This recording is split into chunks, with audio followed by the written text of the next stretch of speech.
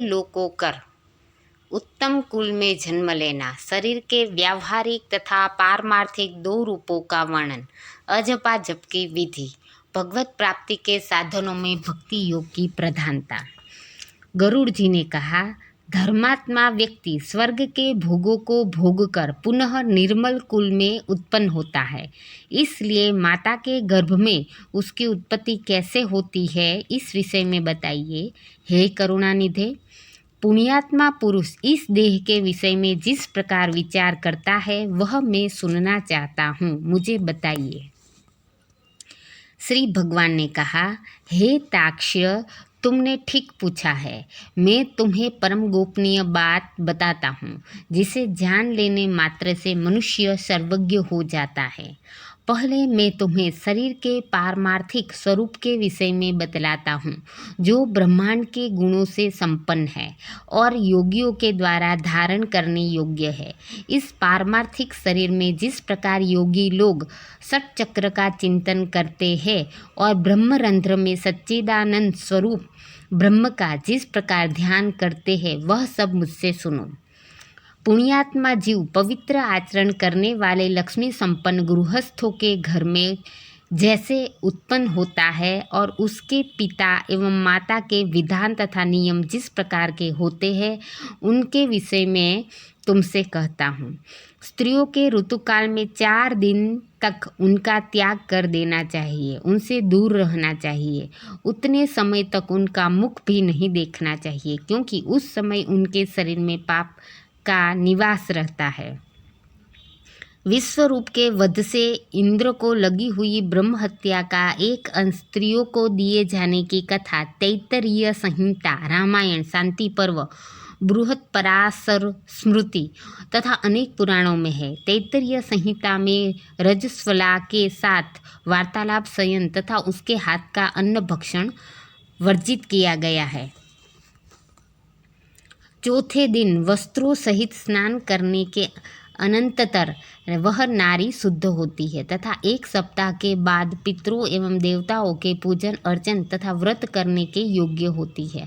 1 सप्ताह के मध्य में जो गर्भ धारण होता है, उससे मलिन मनोवृत्ति वाली संतान का जन्म होता है। प्रायः ऋतुकाल के 8वें दिन गर्भाधान से पुत्र की उत्पत्ति होती है। ऋतुकाल के अनंतर युग्म रात्रियों में गर्भाधान होने से पुत्र और अयुग्म विषम रात्रियों में गर्भाधान से कन्या की उत्पत्ति होती है। इसलिए पूर्व की 7 रात्रियों को छोड़कर युग्म रात्रियों में ही समागम करना चाहिए। स्त्रियों के रजो दर्शन से सामान्यतः 16 रात्रियों तक ऋतुकाल बताया गया है। 14वीं रात्रि को गर्भाधान होने पर गुणवान, भाग्यवान और धार्मिक पुत्र की उत्पत्ति होती है। प्राकृतिक जीवों, सामान्य मनुष्यों को गर्भाधान के निमित्त उस रात्रि में गर्भाधान का अवसर प्राप्त नहीं होता। सुश्रुत संहिता चिकित्सा स्थान के अनुसार रजस्वला गमन से नेत्र, ज्योति, आयु और तेज नष्ट होते हैं। मनु के अनुसार रजस्वला गमन से प्रज्ञा, तेज, बल, चक्षु और आयु क्षीण होते हैं। सुश्रुत संहिता शरीर स्थानम के अनुसार रजस्वला स्त्री में प्रथम और द्वितीय दिन गर्भाधान होने पर उत्पन्न संतान प्रसव काल में और प्रसूति गृह में ही मर जाती है और तीसरे दिन गर्भाधान के फलस्वरूप उत्पन्न पुत्र अंगहीन और अल्पायु होता है। लिंग पुराण के अनुसार ऋतुमती स्त्री में चौथे दिन गर्भाधान से उत्पन्न पुत्र अल्पायु, विद्याहीन, व्रतभ्रष्ट, पतित पर, स्त्रीगामी और दरिद्र होता है।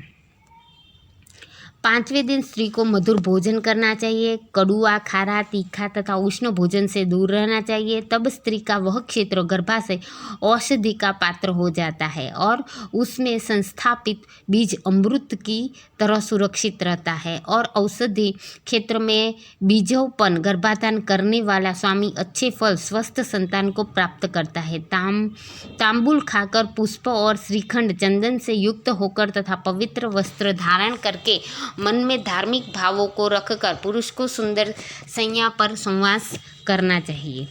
गर्भाधान के समय पुरुष की मनोवृत्ति जिस प्रकार की होती है उसी प्रकार के स्वभाव वाला जीव गर्भ में प्रविष्ट होता है। बीज का स्वरूप धारण करके चैतन्यास पुरुष के शुक्र में स्थित रहता है। पुरुष की कामवासना, चित्त वृत्ति तथा शुक्र जब एकत्व को प्राप्त होते हैं तब स्त्री के गर्भाशय में पुरुष द्रवित स्खलित होता है। स्त्री के गर्भाशय में शुक्र और शोणित के संयोग से पिंड की उत्पत्ति होती है। गर्भ में आने वाला सुकृति पुत्र पिता माता को परम आनंद देने वाला होता है और उसके पुंसवन आदि समस्त संस्कार किए जाते हैं। पुण्यात्मा पुरुष ग्रहों की उच्च स्थिति में जन्म प्राप्त करता है। ऐसे पुत्र की उत्पत्ति के समय ब्राह्मण बहुत सारा धन प्राप्त करते हैं। वह पुत्र विद्या और विनय से संपन्न होकर पिता के घर में बढ़ता है और सत्पुरुषों के संसर्ग से सभी शास्त्रों में पांडित्य संपन्न हो जाता है। वह तरुणावस्था में दिव्य अंगना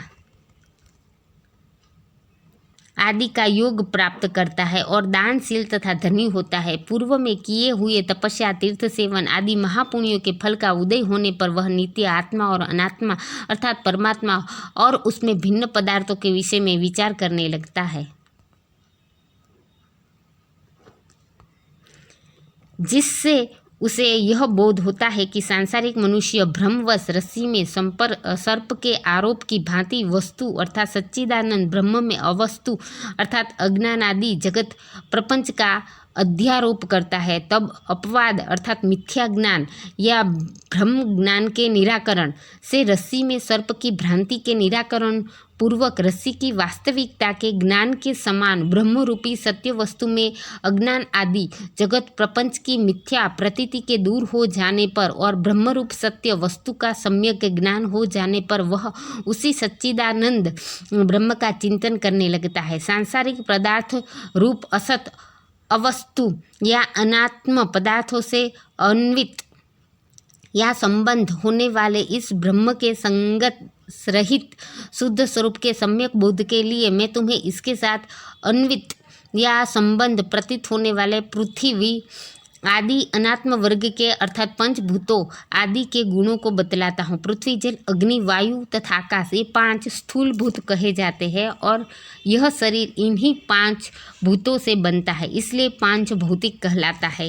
हे खगेश्वर, त्वचा, हड्डियाँ, नाड़ियाँ, रोम तथा मांस ये 5 भूमि के गुण है। यह मैंने तुम्हें बतलाया है। लार, मूत्र, वीर्य, मज्जा तथा 5वां रक्त ये 5 जल के गुण कहे गए। अब तेज के गुणों को सुनो। हे ताक्ष, योगियों के द्वारा सर्वत्र क्षुधा, तृषा, आलस्य, निंद्रा और कांति ये 5 गुण तेज के कहे गए हैं। सिकुड़ना, दौड़ना, लांघना, फैलाना तथा चेष्टा करना ये 5 गुण वायु के कहे गए हैं। घोष, शब्द, छिद्र, गांभीर्य, श्रवण और सर्व संश्रय समस्त तत्वों को आश्रय प्रदान करना ये 5 गुण तुम्हें प्रयत्न पूर्वक आकाश के जानने चाहिए। पूर्व जन्म के कर्मों से अधिवासित मन, बुद्धि, अहंकार और चित्त यह अंतःकरण चतुष्टय कहा जाता है। श्रोत्र, कान, त्वक, जीवा, चक्षु, नेत्र, नासिका ये ज्ञानेन्द्रिया है तथा वाक, हाथ, पैर, गुदा और उपस्थ ये कर्मेंद्रिया है। दिशा, वायु, सूर्य, प्रचेता और अश्विनी कुमार ये ज्ञानेन्द्रियों के तथा वहीन इंद्र, विष्णु, मित्र तथा प्रजापति ये कर्मेंद्रियों के देवता कहे गए। देह के मध्य में ईड़ा, पिंगला, सुषुम्ना, गांधारी, गज्जीवा, पूषा, यशस्विनी, अलम्बुषा, कुहू और शंखिनी ये 10 प्रधान नाड़ियाँ स्थित है। प्राण, अपान, समान, उदान तथा व्यान, नाग, कूर्म, कृकल, देवदत्त और धनंजय ये 10 वायु है। हृदय में प्राण वायु, गुदा में अपान वायु, नाभि मंडल में समान वायु, कंठ देश में उदान वायु और संपूर्ण शरीर में व्यान वायु व्याप्त रहते हैं। उद्गार, डकार या वमन में नागवायु होते हैं, जिसके द्वारा उन्मीलन होता है वह कूर्म वायु कहा जाता है। क्रुकल नामक वायु क्षुधा को उद्दीप्त करता है। देवदत्त नामक वायु जमाई कराता है। सर्वव्यापी धनंजय वायु मृत्यु के पश्चात भी मृतक शरीर को नहीं छोड़ता। ग्रास के रूप में खाया हुआ अन्न सभी प्राणियों के शरीर को पुष्ट करता है। उस पुष्टिकारक अन्न के सारांशभूत रस को व्यान नाम का वायु शरीर की सभी नाड़ियों में पहुंचाता है। उस वायु के द्वारा भुक्त आहार 2 भागों में विभक्त कर दिया जाता है। गुदा भाग में प्रविष्ट होकर सम्यक रूप से अन्न और जल को पृथक पृथक करके अग्नि के ऊपर जल और जल के ऊपर अन्न को करके अग्नि के नीचे वह प्राण वायु स्वतः स्थित होकर उस अग्नि को धीरे धीरे धोंकता है। उसके द्वारा धोंके जाने पर अग्नि कीट मल और रस को पृथक पृथक कर देता है। तब वह व्यान वायु उस रस को संपूर्ण शरीर में पहुंचाता है। रस से पृथक किया गया कीट मल शरीर के कण नासिका आदि 12 छिद्रों से बाहर निकलता है। कान, आँख, नासिका, जीवा, दंत, नाभि, नख, गुदा, गुप्तांग तथा सिराएं और समस्त शरीर में स्थित छिद्र एवं लोम ये 12 मल के निवास स्थान है। जैसे सूर्य से प्रकाश प्राप्त करके प्राणी अपने अपने कर्मों में प्रवृत्त होते हैं, उसी प्रकार चैतन्य से सत्ता प्राप्त करके ये सभी वायु अपने अपने कर्म में प्रवृत्त होते हैं। हे खग, अब नर देह के 2 रूपों के विषय में सुनो। एक व्यावहारिक तथा दूसरा पारमार्थिक है।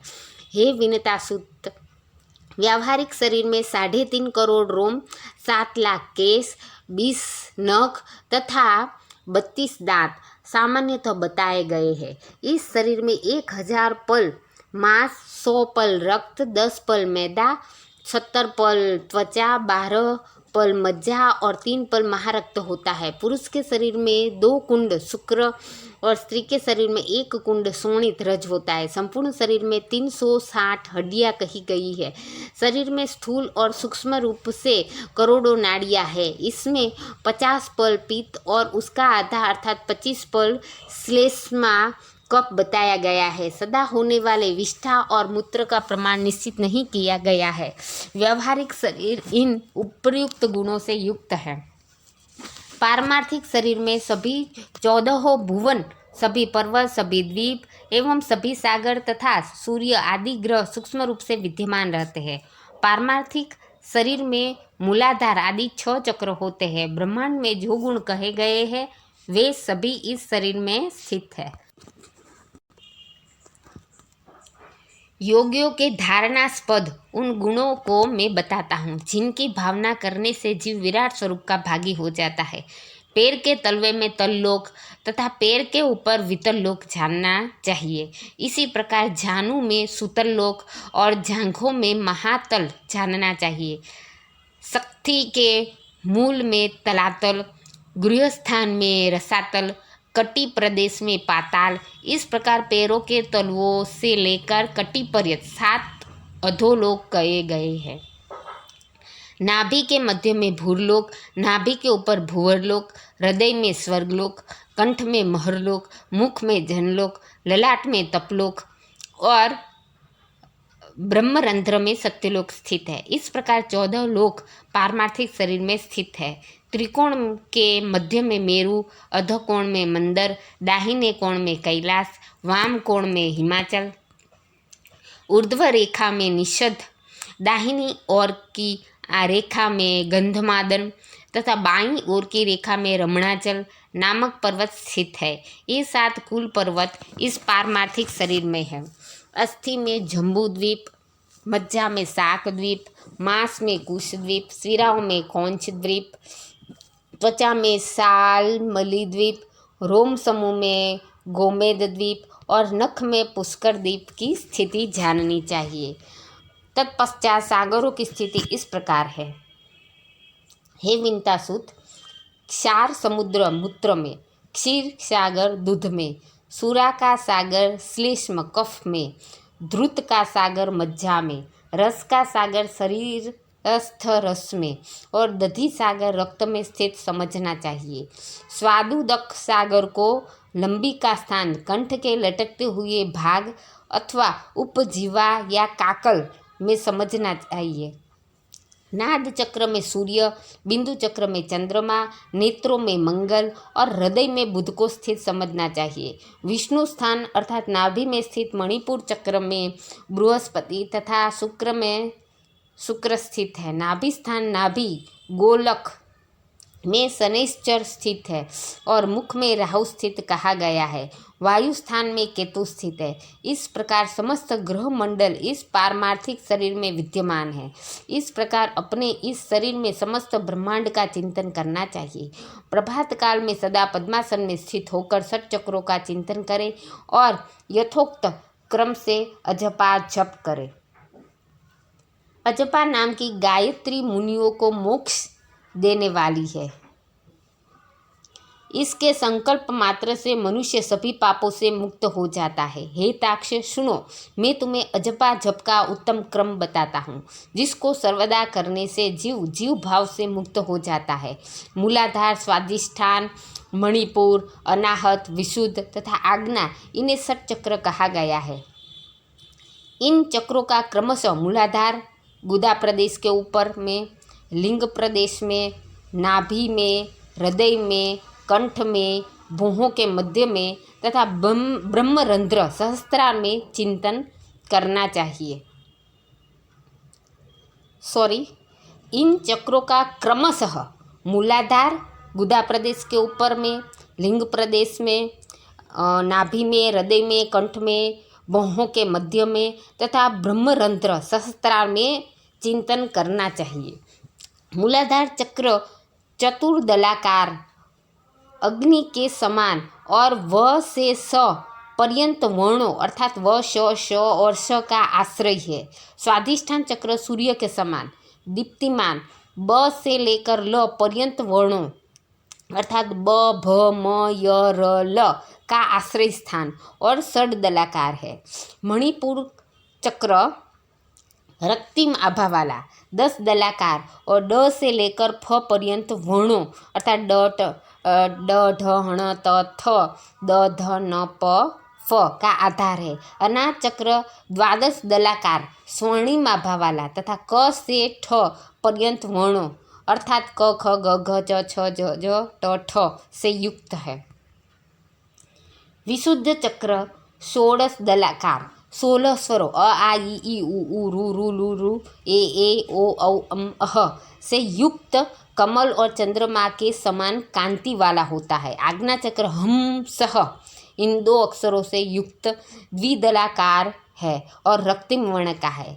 उसके ऊपर ब्रह्मरंध्र में दैदीप्यमान सहस्त्रदल कमलाकार चक्र है, जो कि सदा सत्यमय, आनंदमय, शिवमय, ज्योतिर्मय और शाश्वत है। इन चक्रों में क्रमशः गणेश, ब्रह्मा, विष्णु, शिव, जीवात्मा, गुरु तथा व्यापक परब्रह्म का चिंतन करना चाहिए। अर्थात मूलाधार चक्र में गणेश का, स्वाधिष्ठान चक्र में ब्रह्मा जी का, मणिपुर चक्र में विष्णु जी का, अनाहत चक्र में शिव का, विशुद्धि चक्र में जीवात्मा का, आज्ञा चक्र में गुरु का और सहस्त्रार चक्र में सर्वव्यापी परब्रह्म का चिंतन करना चाहिए। विद्वानों ने एक दिन रात में 21,600 श्वासों की सूक्ष्म गति कही है। हम का उच्चारण करते हुए श्वास बाहर निकलता है और सह की ध्वनि करते हुए अंदर प्रविष्ट होता है। इस प्रकार तात्विक रूप से जीव हंस हंस इस मंत्र से परमात्मा का निरंतर जप करता रहता है। जीव के द्वारा अहोरात्र में किए जाने वाले इस अजपा जप के 600 मंत्र गणेश के लिए 6,000, ब्रह्मा के लिए 6,000, विष्णु के लिए 6,000, शिव के लिए 1,000, जीवात्मा के लिए 1,000, गुरु के लिए और 1,000 मंत्र जप चिदात्मा के लिए निवेदित करने चाहिए। श्रेष्ठ संप्रदाय वेता, अरुण आदि मुनि इन 6 चक्रों में ब्रह्ममयुख किरण रूप में स्थित गणेश आदि देवताओं का चिंतन करते हैं। सुख आदि मुनि भी अपने शिष्यों को इनका उपदेश करते हैं। अतः महापुरुषों की प्रवृत्ति को ध्यान में रखकर विद्वानों को सदा इन चक्रों में देवताओं का ध्यान करना चाहिए। सभी चक्रों के अनन्य भाव से उन देवताओं की मानस पूजा करके गुरु के उपदेश के अनुसार अजपा गायत्री का जप करना चाहिए। इसके बाद ब्रह्मरंध्र में अधोमुख रूप में स्थित सहस्त्रदल कमल में हंस पर विराजमान वर तथा अभय मुद्रा युक्त दोनों हस्त कमलों की स्थिति वाले श्री गुरु का ध्यान करना चाहिए। गुरु चरणों से निकली हुई अमृतमयी धारा से अपने शरीर को प्रक्षालित होता हुआ सा चिंतन करें। फिर पंचोपचार से पूजा करके स्तुति पूर्वक प्रणाम करना चाहिए। तदंतर कुंडलिनी का ध्यान करना चाहिए जो षट चक्रों में 3.5 वलय में स्थित है और आरोह तथा अवरोह के रूप में षट चक्र में संचरण करती है।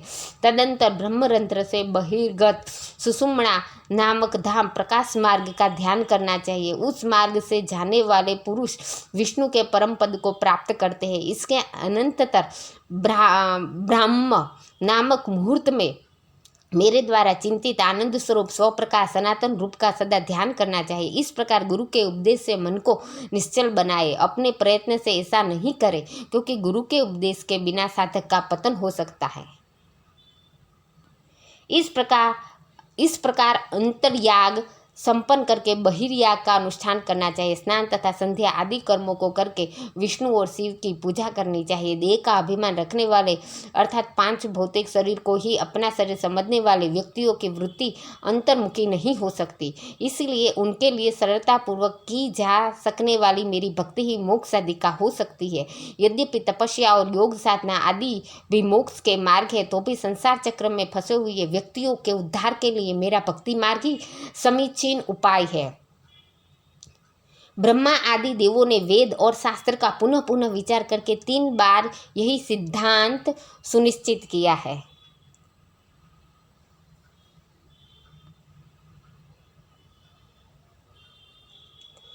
यज्ञादि सदर्भ भी अंतःकरण की शुद्धि के हेतु है और इस शुद्धि के फलस्वरूप मेरी भक्ति प्राप्त होती है, जिसे प्राप्त करके व्यक्ति पुनः जन्म मरण आदि दुखों से पीड़ित नहीं होता।